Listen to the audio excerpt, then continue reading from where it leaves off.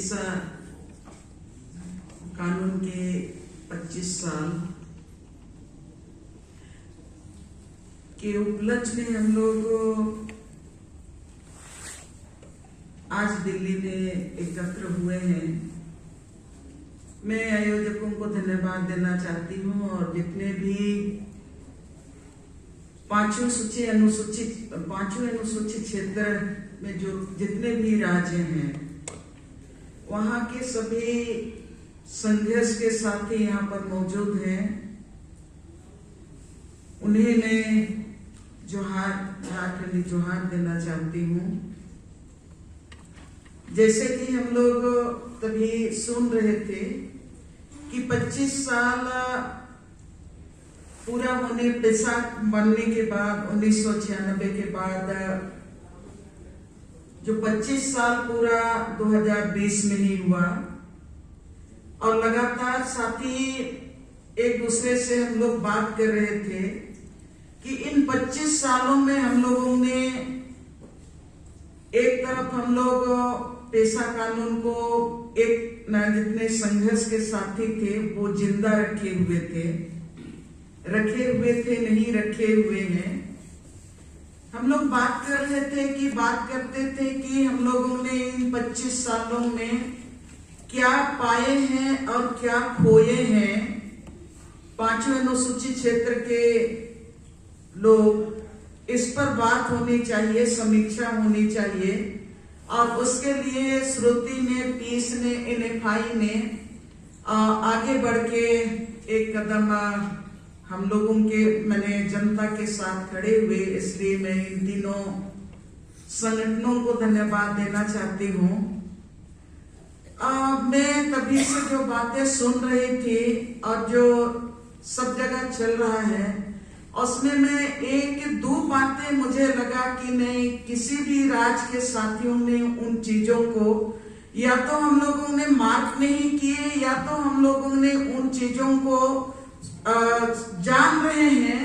चीजें चल रही हैं हमारे बीच में, वो तमाम गतिविधियां चल रही हैं, लेकिन शायद उसको हम लोगों ने अनुभव भी किए होंगे और कहीं अनुभव नहीं किए होंगे। जो पांचवें अनुसूचित क्षेत्र से ये जुड़ा हुआ मामला है और ये जब हम पांचवें अनुसूचित क्षेत्र के लिए पेशा हमारा आत्मा है, ये हम मानते हैं। और हम लोग 96 के बाद तभी यहाँ खूंटी के साथी गीत शुरू कर रहे थे। हमेशा इस गीत को कभी कभी सुनाते रहते हैं कि हाँ, संकट का काल आ रहा है तो केकड़ा तुम अपने लिए सुरक्षित जगह बना लो। जंगल और पहाड़ जल रहा है तब अपना सुरक्षित जगह तुम ढूंढ लो या तो उसके लिए संघर्ष करने के लिए तैयार हो। 96 में मुझे अच्छी तरह याद है कि शायद 27-26 दिसंबर को ये पेशा कानून में राष्ट्रपति ने साइन किया और 28 दिसंबर 1996 में खूंटी में आदिवासियों को स्वशासन का अधिकार मिल गया बोल के खूंटी में बहुत बड़ा जुलूस हुआ, विजय जुलूस हुआ। तब हम लोगों को लगा कि हम लोगों को कितना बड़ा स्वशासन मिला है। हम लोग भी आकलन नहीं कर पा रहे थे, इसलिए कि 95 में शुरू हमारे कोयलकारो जन संगठन के साथी मसी गुड़िया दा लोग यहाँ पर मौजूद हैं। हम लोग संघर्ष के क्षेत्र में हैं। नेतरहाट फील्ड फायरिंग आंदोलन 28 साल से चल रहा है। कोयलकारो आंदोलन वो भी 30 साल से चल रहा है। तो आंदोलन में रहते हुए हम लोगों को उसी बीच में जब ये घोषणा हुआ कि नहीं, आदिवासी इलाकों को स्वशासन का अधिकार मिला, तब शुरू में लगा कि आप कोयलकारो के लिए लोग फिर से नहीं बोलेंगे कि कोयलकारो परियोजना बनेगा। हम लोग सोच रहे थे कि फिर से नेतरहाट फील्ड फायरिंग रेंज बनाने के लिए अधिसूचना जारी नहीं होगा। फिर से हम लोग कहां पर डैम और कहीं पर जमीन अधिग्रहण के खिलाफ में लड़ाई नहीं होगा। हम लोगों का ये सपना था स्वशासन 96 के बाद। लेकिन 96 में आया, ये जुलूस भी मनाए और याद है कि BD शर्मा जी जब थे, हम उनको श्रद्धांजलि देना चाहते हैं। BD शर्मा जी और हमारे यहाँ बंदी बाबू ये लोग सारे लोग मिलके पूरे झारखंड में जलसा मनाए और हम लोग पीछे पीछे नौजवान उस समय सोचते थे कि हम लोग को भी स्वशासन मिला। और उस समय स्वशासन को जिंदा रखने के लिए मैं इस चीज को इसलिए बोलना चाह रही हूँ कि कुछ चीजें हैं जो बुनियादी चीजें जहाँ से हम लोग चलना शुरू किए थे 96 में, गांव गांव में परंपरागत व्यवस्था को जिंदा करने के लिए फिर से जहां पर मानकी मुंडा की व्यवस्था कमजोर हो चुकी थी, उन मानकी मुंडा व्यवस्था को पुनर्जीवित करने के लिए मानकी और मुंडाओं को का रस्म माने पगड़ी बांधने का और धोती पहना के उनको नए सिरे से माने खड़ा करने का काम हुआ। और जहां जहां मुंडा और उरांव दोनों में पढ़ा व्यवस्था है, तो ये उरांव इलाके में भी और मुंडा इलाके में भी पढ़ा व्यवस्था को जिंदा करने के लिए पढ़ा पगड़ी का रस्म चला और ये पूरे झारखंड में चला। और वहां पर मैंने जो अधिकार मिला है उसमें कितने अधिकार हैं, हम लोग कभी कभी बोलते हैं कि नहीं इसमें इतना ही अधिकार है, उसमें उतना ही अधिकार में है, लेकिन जो भी अधिकार पेशा कानून में जो मतलब है, उन तमाम अधिकार को गांव में पूरी तरह से गांव स्तर से हम किस तरह से इस कानून को गांव और जंगल के बीच में ले जाएं, उसके लिए पत्थलगड़ी का आंदोलन पूरे झारखंड में चला। अभी पत्थलगड़ी कहने से तो ये जो क्या बोलते हैं गुजरात से सतीपति कल्ट का नाम आता है कि हाँ वो लोग पत्थलगड़ी करता है। खूंटी में जो पत्थलगड़ी जो मैंने शेड्यूल एरिया में जो करने की कोशिश की गई थी, उसको डाइवर्ट करते हुए थोड़ा सा मैंने डाइवर्ट करने की कोशिश किया गया, उसी को केवल पत्थलगड़ी आंदोलन मानते हैं, ऐसा नहीं है। लेकिन पत्थलगड़ी जो किया गया गांव गांव में, उसमें पूरे कानून को लिख के पत्थलगड़ी किया गया। कोई ऐसा गांव नहीं है जहां पर पत्थलगड़ी झारखंड में नहीं हुआ है। लेकिन उसके बाद जो 26 साल में 25 साल में हम लोग वो पत्थलगड़ी है, उस पत्थलगड़ी में तमाम कानून लिखा हुआ है। लिखा होने के बावजूद भी हम लोग आज की तारीख में हंसते हैं, मैंने दुख से अपने ऊपर हम लोग हंसते हैं। तो हम लोग बोलते हैं कि सबसे ऊपर में लिखा हुआ है मद्य निषेध, और हम उसी पत्थर में बैठ के गांव के लोग हड़ियां बेच रहे हैं और उसी पत्थर में बैठ के शराब पी रहे हैं। तो हम लोग अपने ऊपर में हंसते हैं। मतलब मैं ये 5वें अनुसूची की बात कर रही हूँ, इसमें सिर्फ झारखंड की बात नहीं कर रही हूँ। जब सुझाव की बात है तो ये 5वें अनुसूची की बात कर रही हूँ जो मैं झारखंड में देखी हूँ। उसी पत्थर के नीचे, वो पत्थलगड़ी के नीचे बाजार को व्यवस्था करने का अपना अधिकार है, हर चीज को नियंत्रण करने का अपना अधिकार है। एनजीओ आपके क्षेत्र में चल रहा है, उसका गुना भाग करके उनसे पूछने का आपको अधिकार है। हर अधिकार हमारा है। खनिज में हमारा अधिकार है, खनिज संपदा में या माइनर मिनरल्स या तो फॉरेस्ट प्रोड्यूस में हमारा अधिकार है। तमाम कानून उसमें लिखा हुआ है। मुझे लगता है कि आज हम लोग उसको समीक्षात्मक देखेंगे तो पत्थर में लिखा हुआ मेरे मित्रों नहीं मिटा है।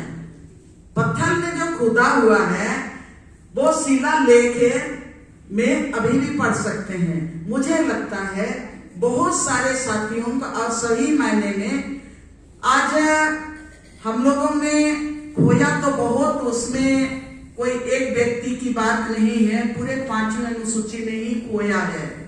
हम लोगों ने 25 साल में अपनी शक्ति को जिस तरह से मजबूत करना चाहिए था हम लोगों ने नहीं कर पाया। तो मुझे लगता है कि अभी 25 साल आपका 2020 में पूरा हुआ, अभी हम लोग 22वें साल में चल रहे हैं। 22वें साल में समीक्षा कर रहे हैं तो निश्चित रूप से कुछ पॉजिटिव समीक्षा होना चाहिए, पॉजिटिव कदम हम लोगों को उठाना चाहिए।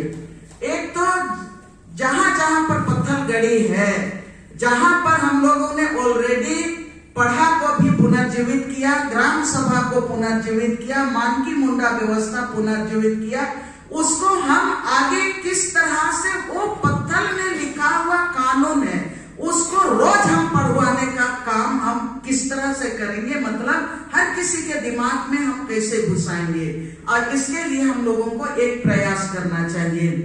एक अभी 5वीं अनुसूची की आत्मा है, जब जमीन अधिग्रहण, जमीन से संबंधित सवाल उठते हैं और अधिग्रहण का सवाल है, तो अभी जो पहले हम लोग 5वीं अनुसूची में क्षेत्र में एक मुश्त हम लोगों ने लड़ाई लड़ा, चाहे जैतापुर की लड़ाई के बोलेंगे, या तो हम लोग नियमगिरी की लड़ाई में की बात करेंगे, या तो हम लोग और भी जितना भी राज्य हैं, एक मुश्त जो कारपोरेट घराने के खिलाफ में, या तो हम लोग मैंने सरकार के खिलाफ में लड़ाई लड़े, एक मुश्त जमीन लेने की अधिग्रहण के खिलाफ लड़े, तो हम लोग लड़ाई जीते हैं। कोयलकारों की भी लड़ाई इसीलिए जीते हैं, नेत्राहाट के भी जीते हैं, आर्सेलर के खिलाफ भी लड़ाई जीते हैं।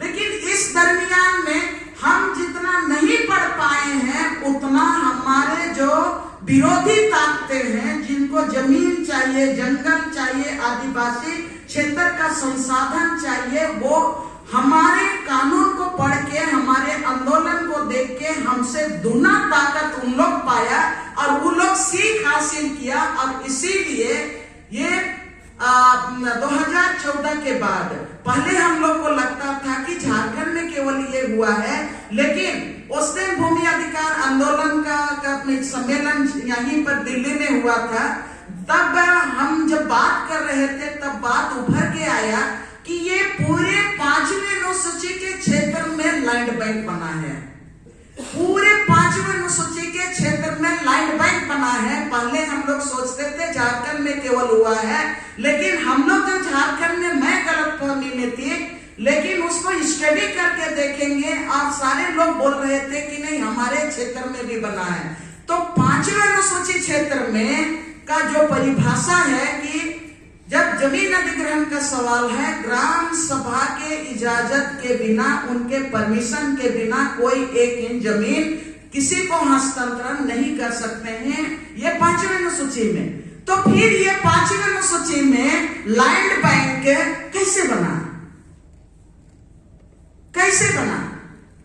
और पूरे 5वीं अनुसूची क्षेत्र के राज्यों में लैंड बैंक जो गैरमजरूआ आम, गैरमजरूआ खास जमीन और जो कम्युनिटी राइट से, जंगल है, जमीन है, नदी है, पहाड़ है, जिसको समुदाय की संपत्ति हम लोग मानते हैं, उसका लैंड बैंक बना है। और लैंड बैंक का जो नियम है उसमें गांव वालों का वो मालिकाना हक वो गांव से ट्रांसफर करके, तभी सारे लोग बोल रहे थे कि आप पंचायत को जाएगा, पंचायत, ये सरकारी पंचायत को, सरकारी पंचायत को जाएगा। तो पूरे 5वीं अनुसूची में जो लैंड बैंक बना है उसका विरोध होना चाहिए। और ये जो लैंड बैंक जो ट्रांसफर हो रहा है ऑनलाइन, उसका विरोध अगर हम नहीं करेंगे तो हमारा 5वीं अनुसूची, तभी जैसे हम लोग पेशा कानून हमारा रहेगा, संविधान में हर कानून रहेगा, लेकिन हमारी जमीन 5वीं अनुसूची क्षेत्र का 1 इंच भी जो समुदाय का प्रॉपर्टी है वो नहीं रहेगा। दूसरा, उसी को लेते हुए अभी 2020 में केंद्र सरकार ने जो स्वामित्व योजना लाया है, और स्वामित्व योजना के तहत में जो प्रॉपर्टी कार्ड बनाने जा रही है, मैं हैरान रही कि पिछला हम लोग भूमि अधिकार आंदोलन का जो यहाँ पर सम्मेलन हुआ था, तब हमने इस बात को चर्चा किए कि ये केंद्र की योजना है, पेशा भी केंद्र की योजना है, और तमाम और भी चीजें हैं वो केंद्र की है, बाकी चीजों पर चर्चाएं हो रही हैं, लेकिन केंद्र की उस योजना पर चर्चा नहीं हो रही है जो आपका नदी का एक एक बूंद को वो कारपोरेट घराने के हाथ में सौंपने जा रही है। वो गांव का एक एक जमीन को का मालिक कारपोरेट घराने को बनाने चाह रही है। ये जो स्वामित्व स्वामित्व योजना आई है, इस पर हम चर्चा नहीं कर रहे हैं मेरे मित्रों। और जब हम इस पर चर्चा नहीं करेंगे तो 5वें अनुसूचित क्षेत्र को हम लोग बचा नहीं पाएंगे। ये सारे साथी लिख के रख लेंगे, इसलिए कि सबको कोई स्टडी करना चाहिए। मुझे खुशी है कि भूमि अधिकार आंदोलन के समय हम लोगों ने चर्चा किया और बाकी राज्यों ने भी उसको मैंने खोजने का कोशिश किया।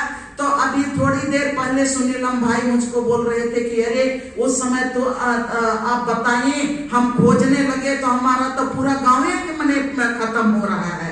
कोई बोला कि हाँ हमारा गांव में भी बने प्रॉपर्टी कार्ड बनाने के लिए लोग दौड़ रहे हैं। हम नहीं समझ पा रहे हैं, हम समझा नहीं पा रहे हैं कि प्रॉपर्टी कार्ड आपको 1 एकड़ का मिलेगा, 10 डिसमिल का मिलेगा और आपके गांव के भीतर का 5वें अनुसूचित क्षेत्र का पूरा जमीन वो कारपोरेट को दे देगा।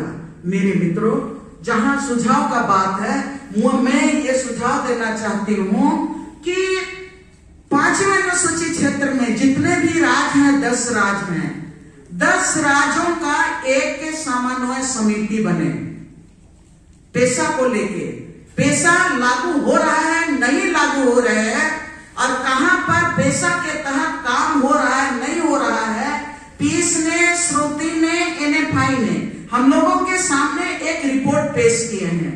अब गांव में हम लोगों को पहले जिस तरह से हम लोग जहां पर भी जमीन अधिग्रहण होता था या होता है, अभी भी भूमि अधिकार आंदोलन के बैनर तले या तो हम लोग national alliance of people's movement के तहत या तो इंसाफ के बैनर तले पूरे देश में हम लोग आंदोलन में शामिल होते थे।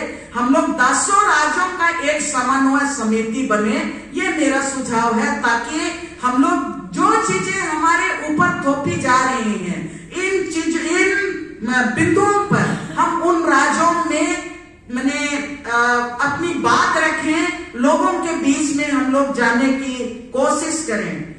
उसके साथ में एक बात मुझको लगता है, जिसमें कि महनन मुलादा ये बात बोले थे और नायर जी चले गए। उसको जब हम लोग यंग थे तो मंत्री के रूप में जाते थे, यहाँ जंतर मंतर में हम लोग धरना देते थे और उनके पास जाते थे। अब वो शायद मंत्री पद में नहीं है, फिर हम लोग के साथ आज तो हम लोग बैठ रहे हैं। तो मैं उनसे भी आग्रह करती कि आप हम लोग के साथ अब आइए, मंच आपको उधर नहीं है, अब इधर जनता के तरफ है। तो मैं ये बात मैंने कहना चाह रही हूँ कि महनन मुलादा ने एक शब्द बोले थे, मैं उसको पकड़ सकी, आप लोग भी पकड़े हैं। इन्होंने जो बात कहे कि नहीं, इन बातों को मतदाता के बीच में पहुंचाना चाहिए, मतदाता के बीच में पहुंचाना चाहिए। दैट मीन्स केंद्र की सरकार के खिलाफ की नीतियों के खिलाफ हमारी लड़ाई है और हम जो जन आंदोलन के लोग, हम लोगों को पूरे 5वें अनुसूचित क्षेत्र के 10 राज्य के लोगों को एक ताकतवर विपक्ष के रूप में हम लोगों को खड़ा होना चाहिए। और ताकतवर विपक्ष के रूप में अगर हम खड़ा हो जाते हैं तो आने वाले समय में सबको बोलते हैं कि 24 बहुत नजदीक है, नहीं तो 24 के बाद हम लोग 5वें अनुसूची का और 10 साल तक बोलते रहेंगे, समीक्षा करते रहेंगे, लेकिन हम लोग शायद उस चीज को नहीं एंजॉय कर पाएंगे, वो अधिकार नहीं ले पाएंगे जो हम लोगों को लेना चाहिए। मतदाताओं के बीच में जाने का मतलब है राजनीति से भी संबंधित है और राजनीति से दूर नहीं। मैं नहीं किसी को सलाह नहीं देती हूँ कि नहीं रहना चाहिए, दूर नहीं रहना चाहिए, इसलिए कि कानून नमक का भी दाम तो वही लोग तय कर रहे हैं। आज की तारीख में 100 रुपया लीटर है मिट्टी तेल, तो ये विधानसभा नहीं तय कर रहा है, आपका लोकसभा और राज्यसभा के लोग तय कर रहे हैं कि आपको 1 रुपया में क्या चीज मिलना चाहिए, नहीं मिलना चाहिए। तो राजनीति से आप कैसे परहेज करेंगे? तो आप उनका विपक्ष ताकत के रूप में अगर हम बनने की ये क्षेत्र में उस रास्ते में अगर हम जाते हैं तो मुझे लगता है कि हम लोग कुछ कर पाएंगे। और उसके साथ ही मैं अंतिम करती हूँ सिर्फ एक ही बात बोल के कि हम लोगों ने 5वें अनुसूचित क्षेत्र में फॉरेस्ट राइट पर तो भी बात हुआ, साथियों ने फॉरेस्ट राइट पर बात बात किया कि हम लोग उसको लागू करेंगे, लेकिन किसी ने ये बात नहीं कहा कि फॉरेस्ट राइट एक्ट 2022 बहुत खतरनाक है, इस पर किसी ने नहीं कहा। कैसे चलेगा? पांचवें अनुसूची कैसे बचाएंगे?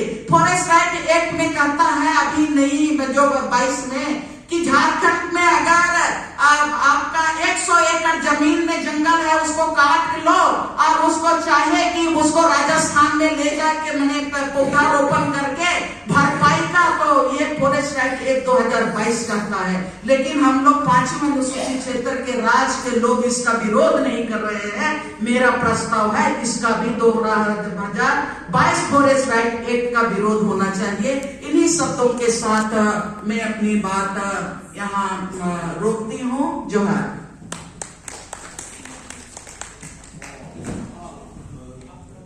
साथियों, जो ये सत्र है इसमें कुछ चीजें तय करनी है।